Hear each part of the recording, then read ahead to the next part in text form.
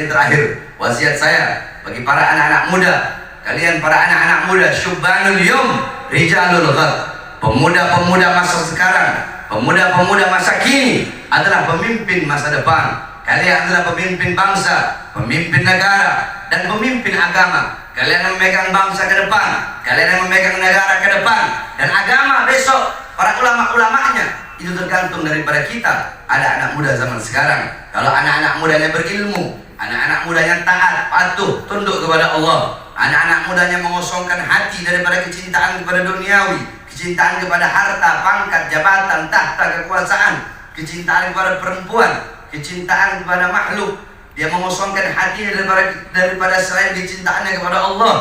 Anak-anak muda yang taat patuh kepada Allah, anak-anak muda yang menjadikan Nabi Muhammad sebagai uswahnya, qudwahnya, teladannya, anak-anak muda yang mengikuti jejak Nabi Muhammad, anak-anak muda yang menjadikan Nabi Muhammad sebagai teladannya, sebagai idolanya, maka besok ke depan bangsa kita bakal baik, negara bakal dipegang oleh orang-orang yang baik, para pejabat bakal jadi pejabat-pejabat yang baik, agama bakal dipegang oleh ulama-ulama yang baik, ulamanya bakal menjadi ulama-ulama yang baik. Akan tetapi kalau anak-anak muda kita rusak, kalau anak-anak muda kita hancur, anak-anak muda kita tak kenal agama, ada anak muda kita bodoh, ada anak kita muda jauh dari agama, jauh dari Allah, jauh dari Rasulullah, jauh dari majlis-majlis ilmu, jauh dari majlis-majlis zikir, jauh dari majlis-majlis haul, jauh dari majlis-majlis maulid. Anak-anak muda kita tidak taat kepada Allah, tidak patuh kepada Allah, berbuat mungkarat, dhalalat, sayyiat, mukhalafat. Mereka melanggar daripada ajaran-ajaran agama, mereka bodoh akan ilmu agama, mereka tidak dekat dengan para ulama, tidak dekat dengan para aulia,